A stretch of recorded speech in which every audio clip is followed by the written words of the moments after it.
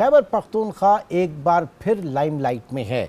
बारिशों और सैलाब की तबाहकारियां एक तरफ, लेकिन जिस तरह की तर्ज सियासत इस वक्त वहाँ पर देखी जा रही है उसकी भी तबाही जो जो जो जो कहा जा सकता है कि मुल्क की जो पॉलिटिकल सिस्टम है या जमहूरी इक़दार हैं वो इस वक्त बिल्कुल साइडलाइन शायद हो चुकी हैं, क्योंकि वहाँ पर मसला यह है कि आज जो अपोजिशन के अरकान ने उनको हलफ उठाना था, एक तरफ तो उनको हलफ नहीं उठाने दिया गया, जो एक टेक्निकल तौर पर जैसे कहें कि कोरम पूरा ना हुआ और उसके बाद जो है ये इजलास मुलतवी हो गया।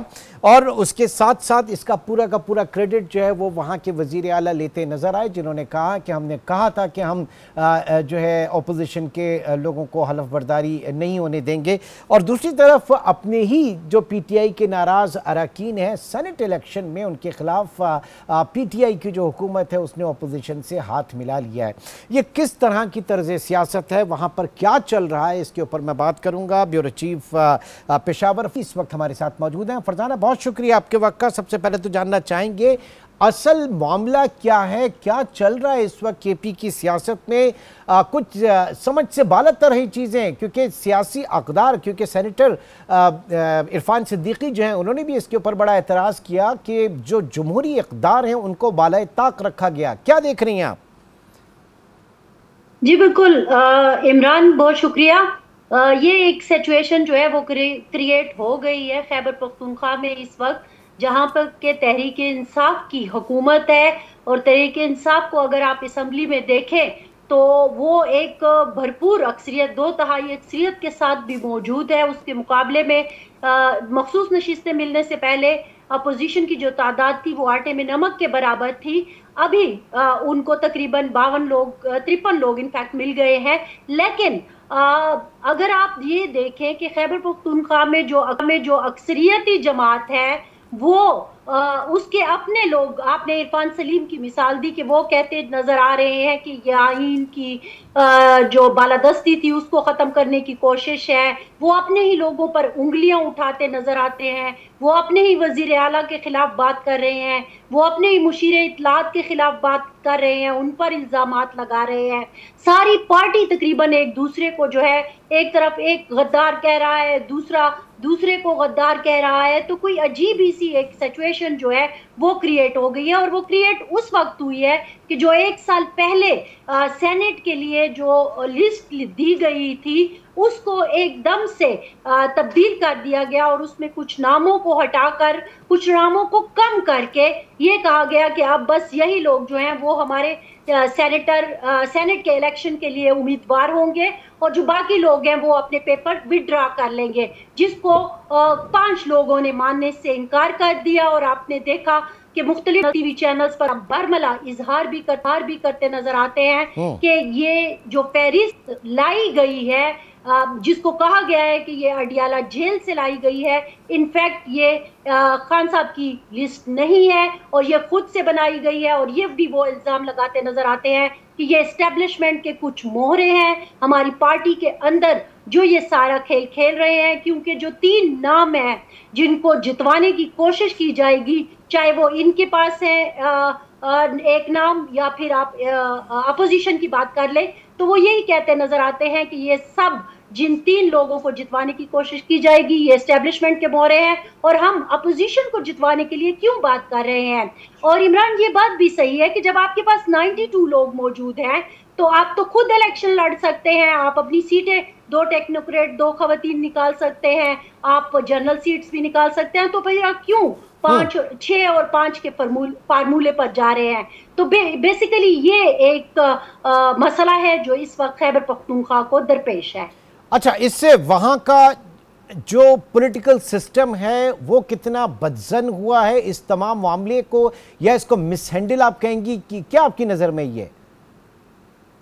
देखें, पॉलिटिकल सिस्टम तो वाकई बहुत ज्यादा इस लिहाज से मुतासिर हुआ है कि लोगों का एतमाद इस पॉलिटिकल सिस्टम पर, पार्लियामेंट पर खत्म हो गया है। मैं एक छोटी सी मिसाल आपको देती हूँ कि सुबह से हम लगे हुए हैं कि हल्फ हो रहा है, हल्फ नहीं हो रहा है, और जाहिर है हम अपने सोशल मीडिया पर भी ये चीजें जो है वो डाल रहे होते हैं। लोगों ने, मेरे अगर टाइमलाइन पर आप जाके देखें तो उन्होंने एक जुमला, मैं आपको उनका बताती हूँ कि उन्होंने कहा कि कि मैम फरजाना आप तो संजीदा गुफ्तगू करती हैं, संजीदा इश्यूज को उठाती हैं, खुदा के लिए इस पॉलिटिक्स पर बात मत करें, इस पर तो वैसे भी हमारा एतमाद नहीं है। अब ये एक आम आदमी की आपको बात बता रही हूँ। अच्छा, पाकिस्तान तहरीक इंसाफ की अगर बात करें तो वो तो उनके अपने लोग ही उनके खिलाफ खड़े हो गए कि जनाब ये हो रहा है, और कैसे एक किस्म की इस सिस्टम को खराब करने की, और आईन के ऊपर वो बता रहे हैं कि आईन को पामाल करने की बातें हो रही हैं। तो ये पाकिस्तान तहरीक इंसाफ के अंदर की बात है। तो बात ये है कि ओवरऑल मुझे खुद ऐसे लग रहा है कि चीजें जो है वो ठीक तरफ नहीं जा रही है। आप मरकज में अगर देखते हैं तो पहले भी ये बात होती रही है कि जब भी सेनेट के इलेक्शन होते हैं तो मंडियां लग जाती हैं। ये बिल्कुल, ये तो हमेशा से एक रिवायत थी ना कि सेनेट के इलेक्शन से पहले मंडियां लग जाती थी और उसमें बहुत इस चीज का अमल दखल होता था, लेकिन अब तो एक नई जहद जो है वो मुतारिफ कराई गई है।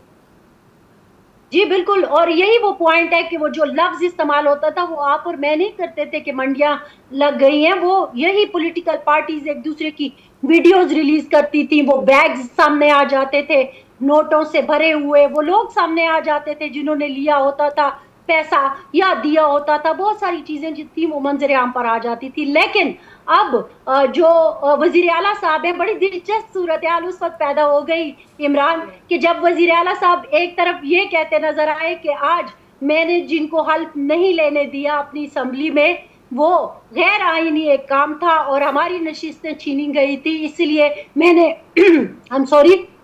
मैंने अपना वादा पूरा किया और मैंने उनको हल्फ नहीं लेना दिया।